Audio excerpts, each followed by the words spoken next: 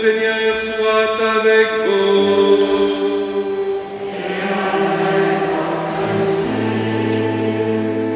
Chers frères et sœurs, nous voici réunis pour ce 16 juillet, pour ce 16e dimanche du temps ordinaire. Heureux de célébrer l'Eucharistie avec vous. Nous avons, vous l'avez vu, la fête de Pérolle qui commence, une partie de la fête, puisque la fête se déroulera principalement, vous le savez, début août, à travers la fête de la Saint-Sixte. Et à cette occasion, d'ailleurs, le samedi 6 août, le Monseigneur Alain Guélec, administrateur diocésain, viendra présider notre Eucharistie pour la Saint-Sixte pour deux raisons. La première raison, c'est parce que c'est la Saint-Sixte. La deuxième raison, c'est parce que nous fêterons le 150e anniversaire de la bénédiction de l'église Saint-Sixte de Pérolle.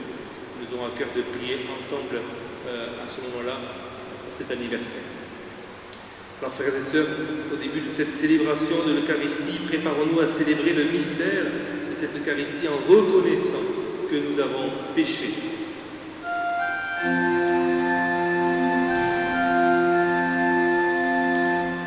Lave-nous, Seigneur, de toutes nos fautes. Conduis-nous, Seigneur, à la joie qui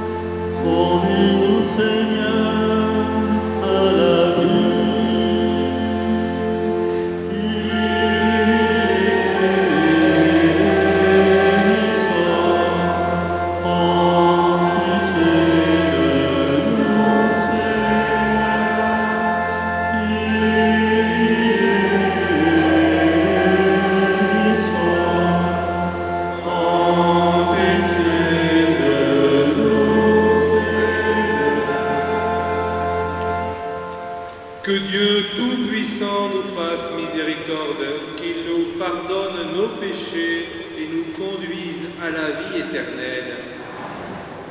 Chantons la gloire de Dieu.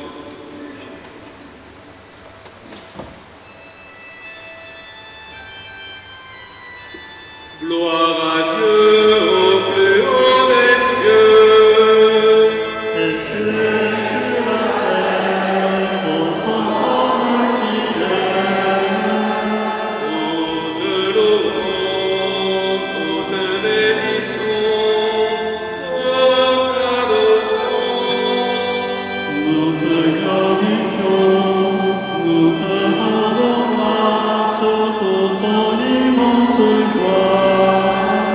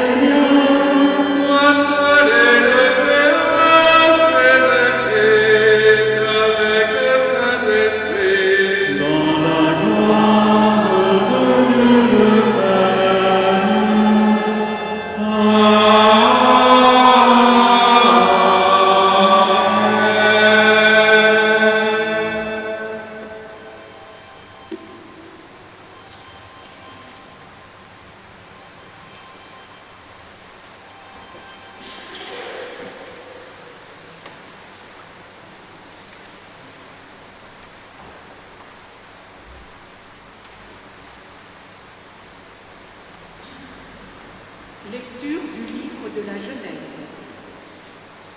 En ces jours-là, au chêne de Mamré, le Seigneur apparut à Abraham, qui était assis à l'entrée de la tente.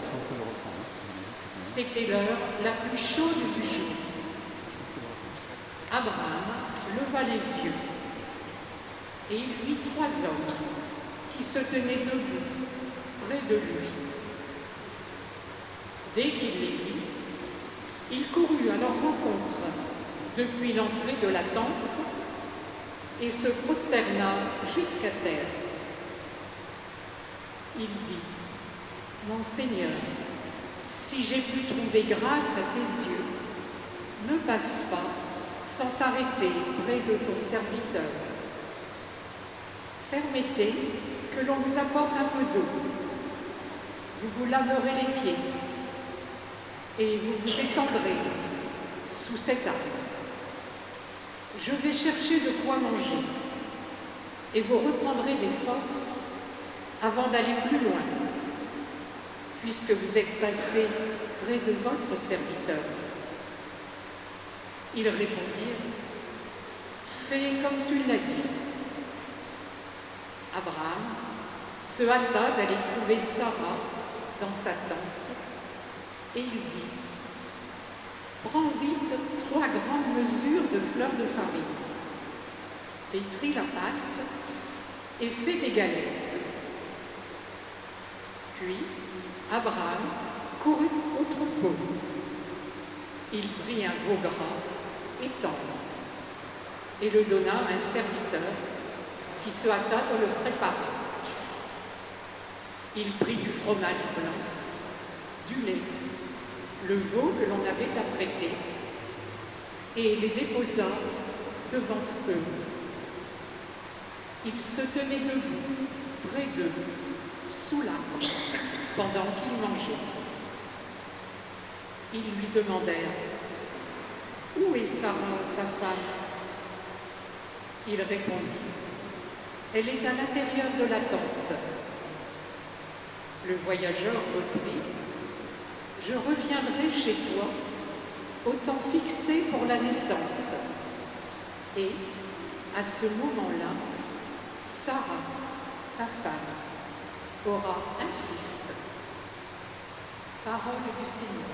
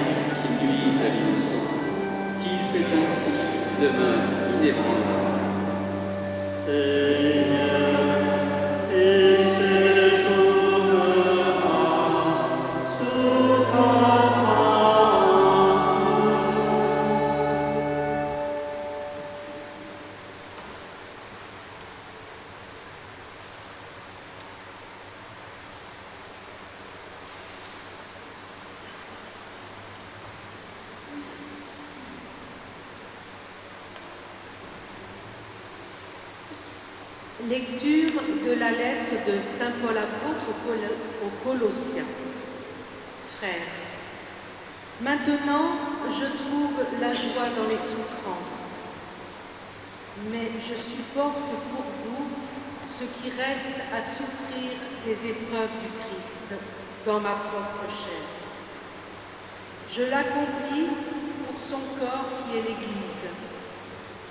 De cette Église, je suis devenue ministre et la mission que Dieu m'a confiée, c'est de mener à bien pour vous l'annonce de sa parole, le mystère qui était caché depuis toujours à toutes les générations, mais qui maintenant a été manifesté à ceux qu'il a sanctifiés. Car Dieu a bien voulu leur faire connaître en quoi consiste la gloire sans prix de ce mystère parmi toutes les nations. Le Christ est parmi vous, lui, l'espérance de la gloire. Ce Christ, nous l'annonçons, nous avertissons tout homme, nous instruisons chacun en toute sagesse, afin de l'amener à sa perfection dans le Christ. Parole du Seigneur.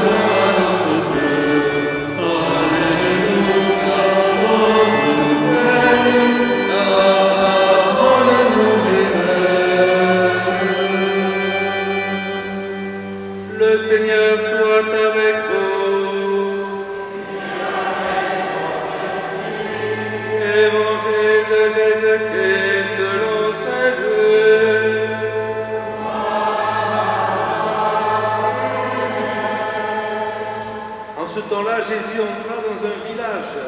Une femme nommée Marthe le reçut. Elle avait une sœur appelée Marie, qui s'étant assise aux pieds du Seigneur, écoutait sa parole. Quant à Marthe, elle était accaparée par les multiples occupations du service. Elle intervint et dit, « Seigneur, cela ne te fait rien que ma sœur m'ait laissé faire seule le service. Dis-lui donc de m'aider. » Le Seigneur lui répondit, « Marthe, Marthe, tu te donnes beaucoup de soucis et tu t'agites pour bien des choses. Une seule est nécessaire. Marie a choisi la meilleure part et elle ne lui sera pas enlevée. » Acclamons la parole de Dieu.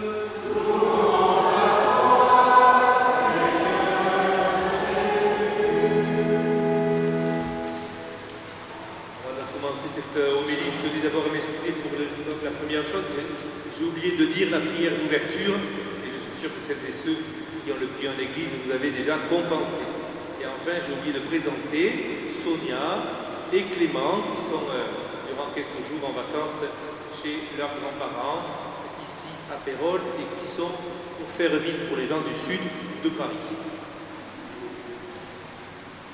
Merci à eux pour le service de l'hôtel.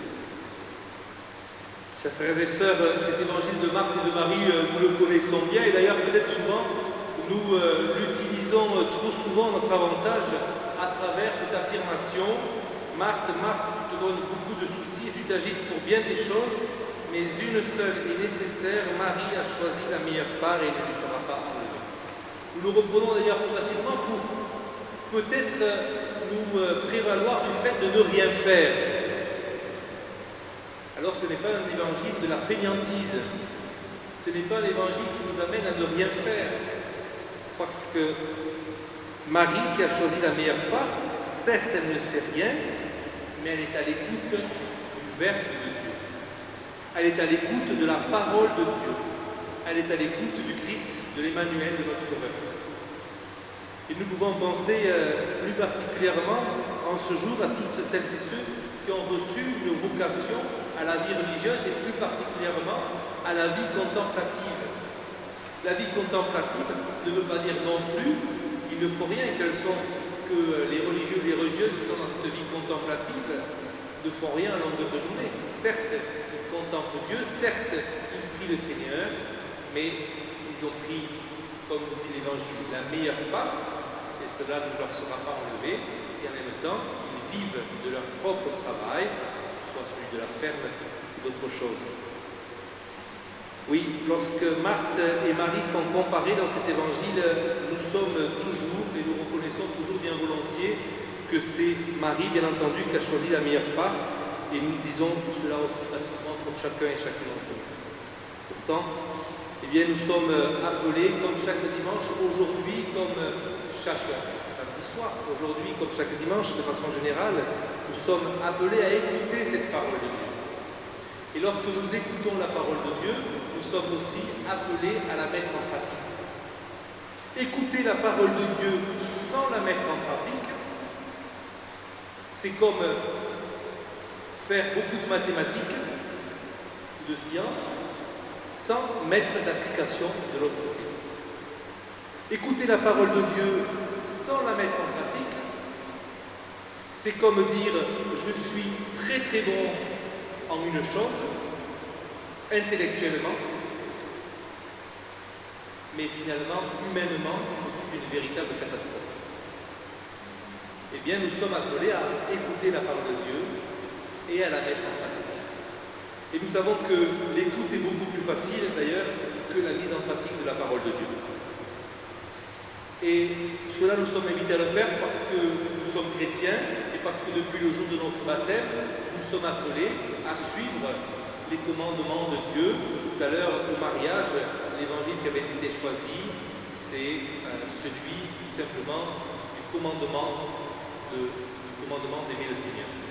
Tu aimeras, je vous donne un commandement nouveau, tu aimeras Dieu de tout ton cœur, de toute ta force, de toute ton âme, tu aimeras ton prochain comme toi-même.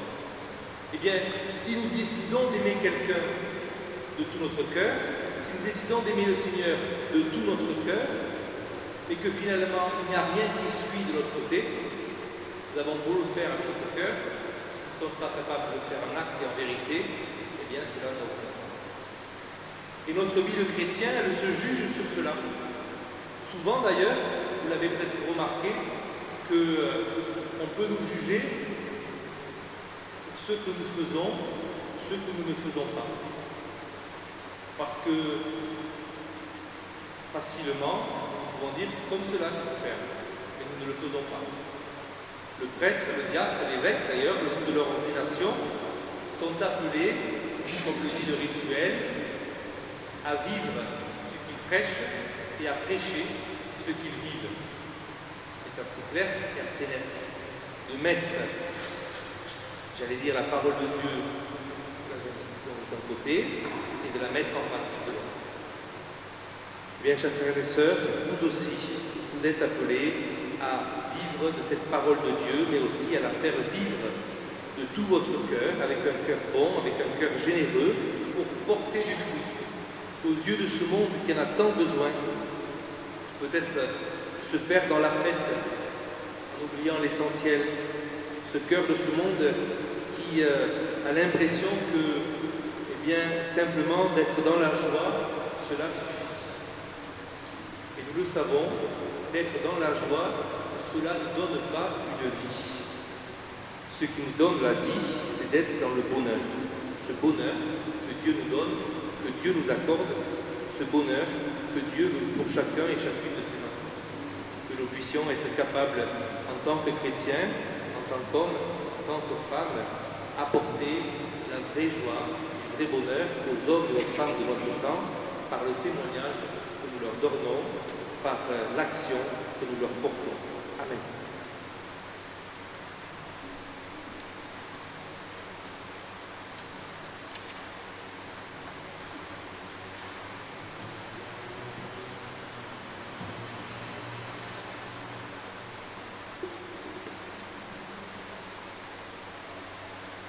En nous mettant debout, nous professons notre foi à travers le symbole de Nicée-Constantinople.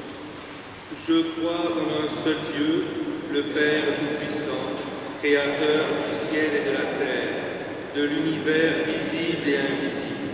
Je crois en un seul Seigneur, Jésus-Christ, le Fils unique de Dieu, né du Père avant tous les siècles. Il est Dieu né de Dieu, lumière née de la lumière, vrai Dieu né du vrai Dieu. Engendré, non pas créé, consubstantiel au Père, et par lui tout a été créé. Pour nous les hommes et pour notre salut, il descendit du ciel, par l'Esprit Saint, la chair de la Vierge Marie, et s'est fait homme. Crucifié pour nous sous Ponce Pilate, il souffrit sa passion et fut mis au tombeau. Il ressuscita le troisième jour, conformément aux Écritures, et il monta au ciel. Il est assis à la droite du Père. Il reviendra dans la gloire pour juger les vivants et les morts, et son règne n'aura pas de fin. Je crois en l'Esprit Saint, qui est Seigneur et qui donne la vie. Il procède du Père et du Fils. Avec le Père et le Fils, il reçoit même adoration et même gloire. Il a parlé par les prophètes. Je crois en l'Église une, sainte, catholique et apostolique. Je reconnais un seul baptême pour le pardon des péchés. J'attends la résurrection des morts et la vie du monde à venir. Amen. En ce jour où le Christ nous invite à choisir la meilleure part, celle de la prière, prions notre Père des cieux pour l'Église et pour le monde.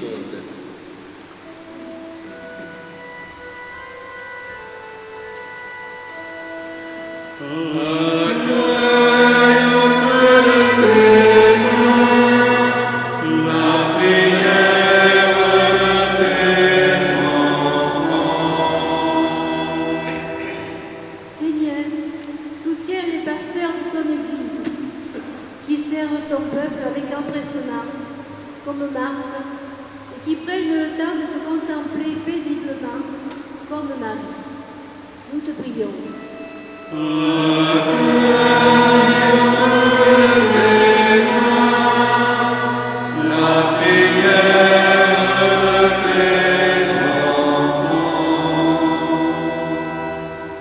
Pour les professionnels de la santé ou du tourisme, qui travaillent en cette période estivale avec générosité, nous t'en prions.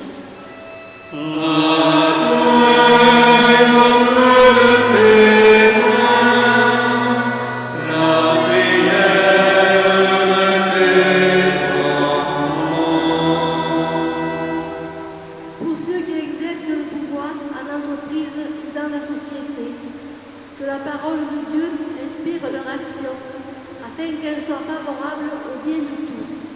Nous t'en prions.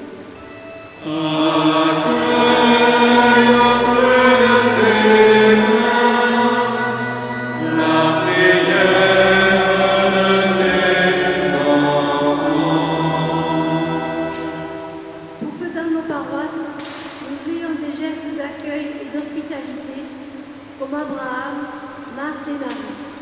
Nous t'en prions.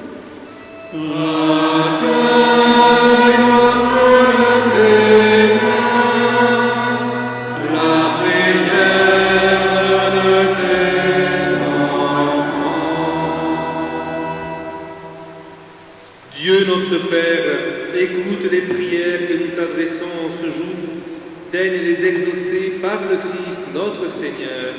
Amen.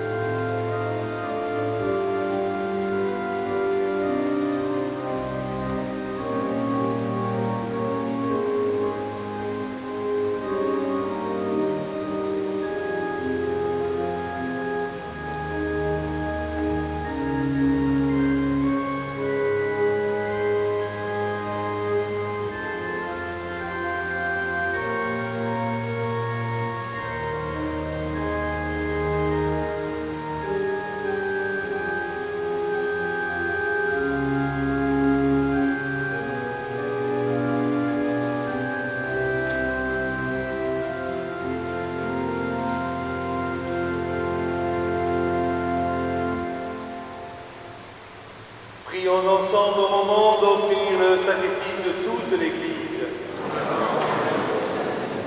Seigneur Dieu, dans le sacrifice unique et parfait de ton Fils, tu as porté à leur achèvement les multiples sacrifices de l'ancienne loi. Reçois maintenant le sacrifice offert par tes fidèles serviteurs et sanctifie-le comme tu as béni les présents d'Abel.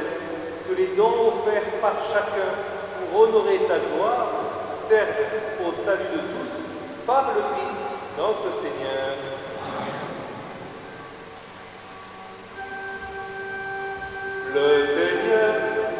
Le Seigneur soit avec vous. Et le bon notre cœur.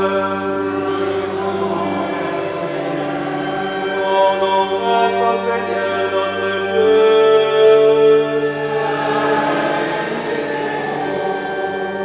Vraiment, il est juste et bon de te rendre grâce, toujours et en tout lieu.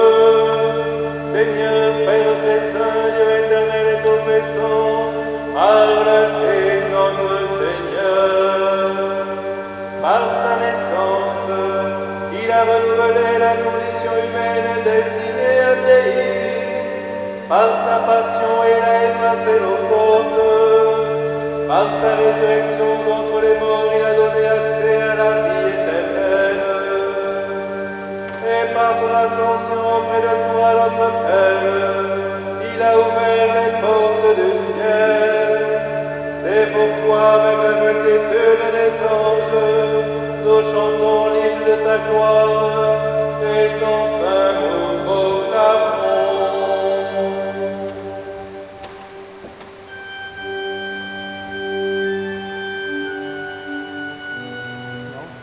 Sanctus, Sanctus, Sanctus Dominus, Dominus Deus, Sabaoth.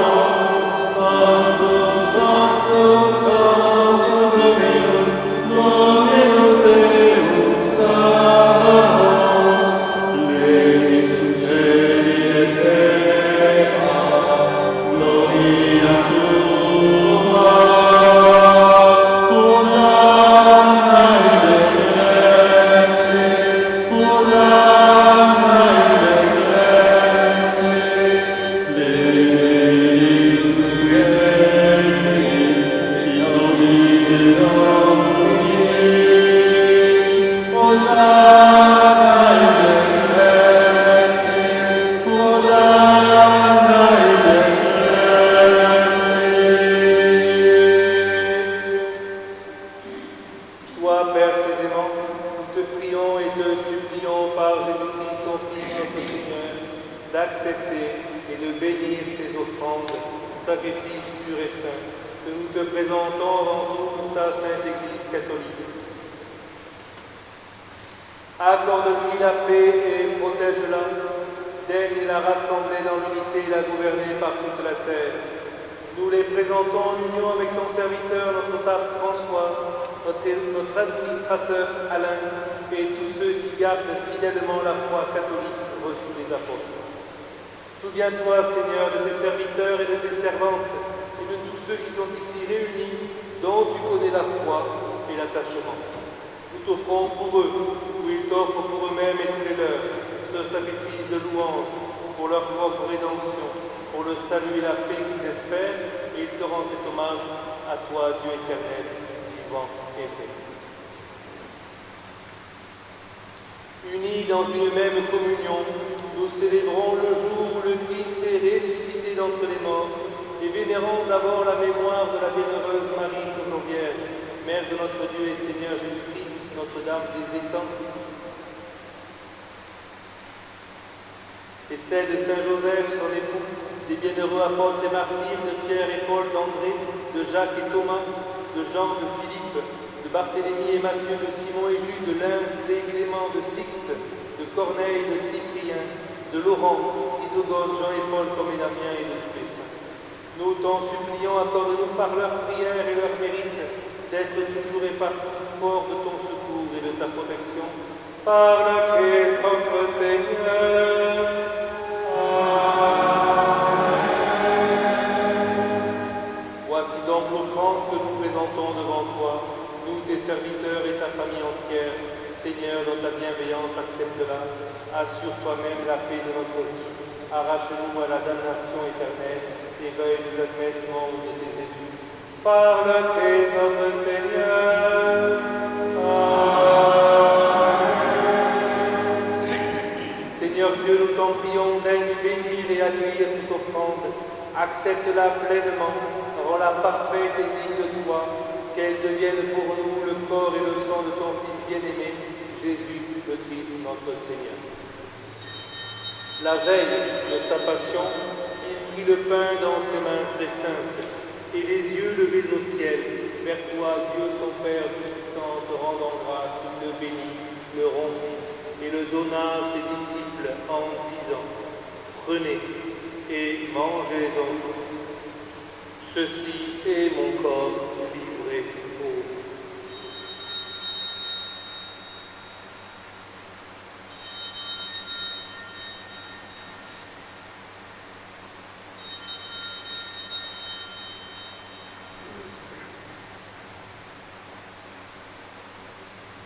De même, après le repas, il prit cette coupe incomparable dans ses mains très saintes, et te rendant grâce à nouveau, il dit la bénédiction, et donna la coupe à ses disciples en disant, prenez et buvez-en tous, car ceci est la coupe de mon sang, le sang de l'alliance nouvelle et éternelle, qui sera versé pour vous et pour la multitude en rémission des péchés. Vous ferez cela en mémoire de moi.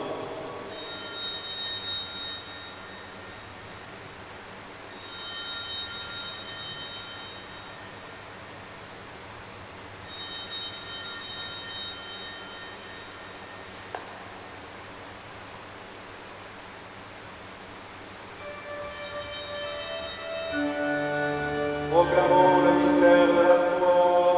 En nous mangeons ce pain et buvons à cette coupe, nous célébrons le mystère de la foi. Nous rappelons ta mort, Seigneur ressuscité, et nous attendons que tu viennes.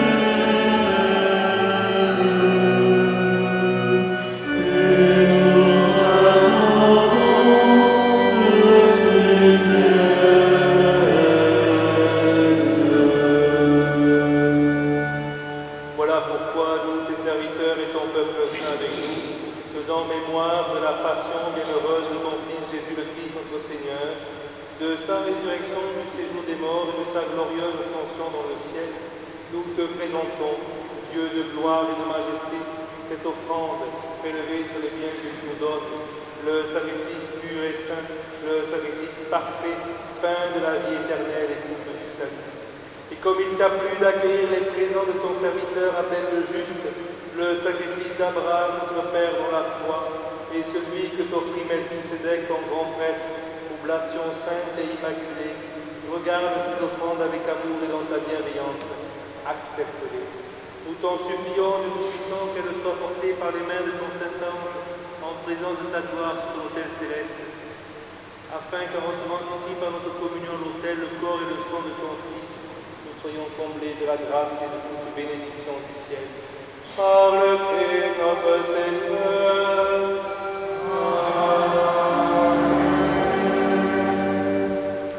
Souviens-toi, Seigneur, de tes serviteurs et de tes servantes qui nous ont précédés, marqués du signe de la foi et qui dorment dans la paix.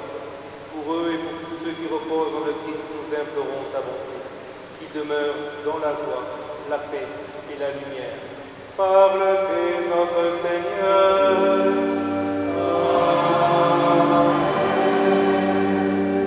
Et nous, pécheurs, qui mettons notre espérance en ta miséricorde inépuisable, admets-nous dans la communauté des saints apôtres et martyrs avec Jean-Baptiste, Étienne, Matthias et Barnabé, Ignace, Alexandre, Marcelin et Pierre, Félicité, Perpétue, Agathe, Lucie, Agnès et Anastasie et de tous les saints. Nous t'en prions, accueille-nous dans leur compagnie sans nous juger sur le mérite, mais en accordant largement ton pardon par le Christ notre Seigneur. Par lui, tu ne cesses de créer tous ces biens, tu les sanctifies, leur donne la vie, les bénit et nous en fait le don. Par lui, avec lui et en lui, à toi, Dieu le Père perfection, dans l'unité du Saint-Esprit, tout honneur et toute gloire pour les siècles des siècles. Amen.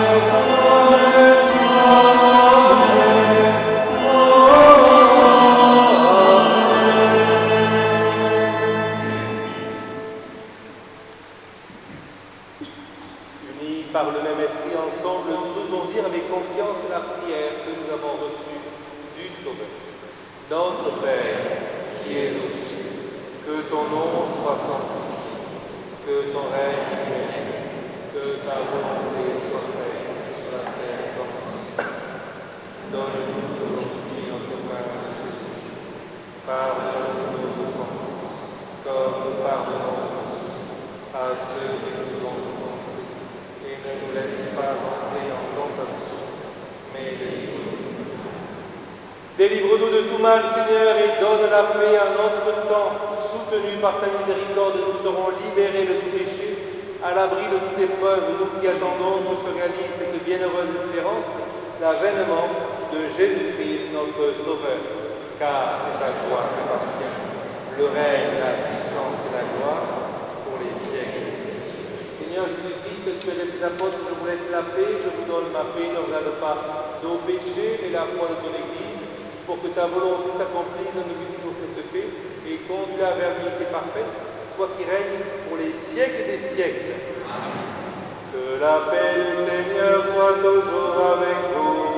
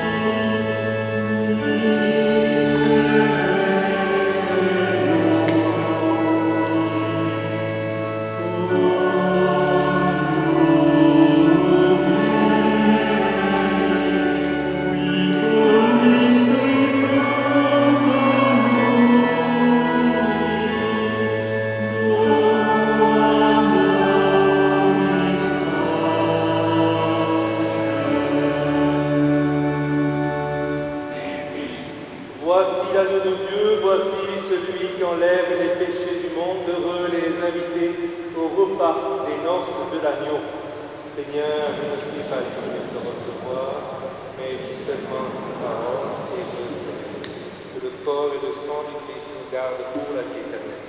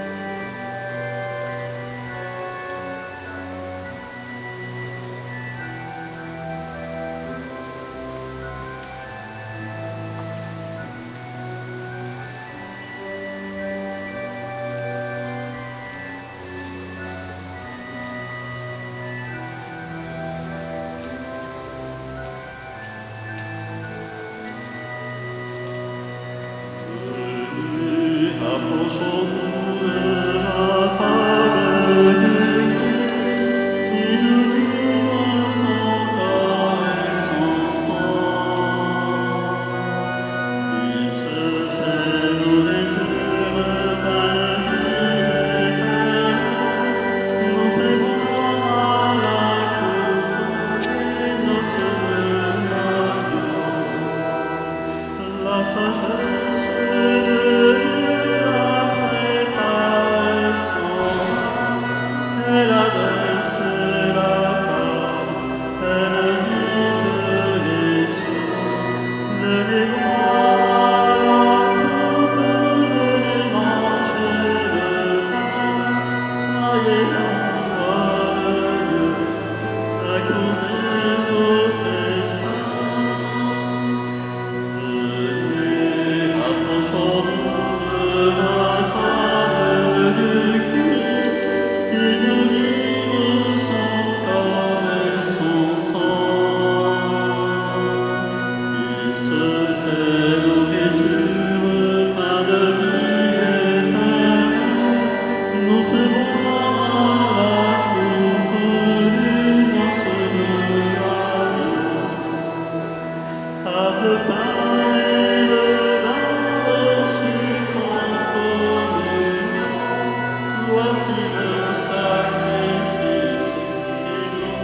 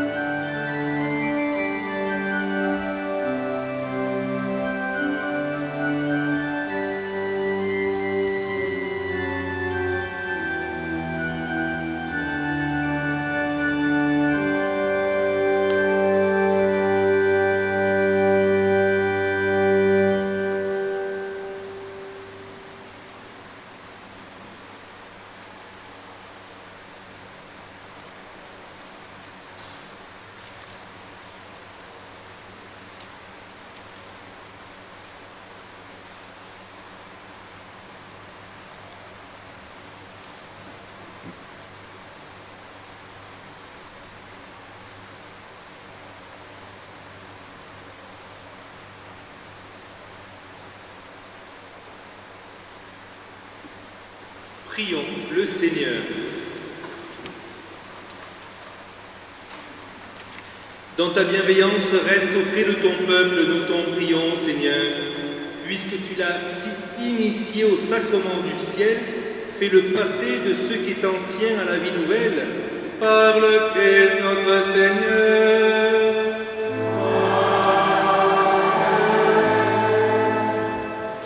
Information va nous séparer, vous l'avez au dos de la feuille de chant, et je tiens à rappeler plus particulièrement que depuis lundi dernier, nous n'avons plus d'évêque au sens strict. C'est Monseigneur Alain Guélec, l'évêque auxiliaire de Monseigneur Carré, qui a été élu administrateur diocésain dans l'attente du nouvel archevêque, Monseigneur, vous savez, Monseigneur Turini, qui était l'évêque de Perpignan. Monseigneur Turini prendra son poste officiellement le 23 octobre. En attendant, Monseigneur Alain Guélec est l'administrateur diocésain. Oui, avec le mot administrateur, on comprend ce que cela veut dire. Ça veut dire qu'il va administrer le diocèse tout simplement pendant ces quelques mois. À la sortie, on vous proposera, si vous le souhaitez, un petit livret concernant les vitraux de Carnon et l'église de Carnon, qui appartient à la paroisse Saint-Sixte II. On vous proposera aussi un petit sac pour aller à la plage. Et si vous n'allez pas à la plage, pour faire le marché le samedi, entre autres, un petit sac aux couleurs des paroisses Stella Maris.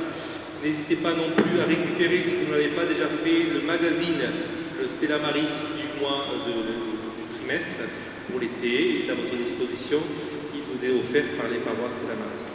Et enfin, je vous rappelle que il faudra être nombreux autant que possible le samedi 6 août pour la Saint-Sixte et surtout aussi pour l'anniversaire, le 150e anniversaire de l'église de Pérol, plus particulièrement de sa bénédiction.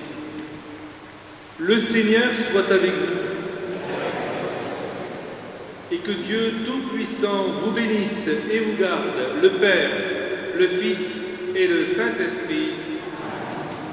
Allez dans la paix de Christ.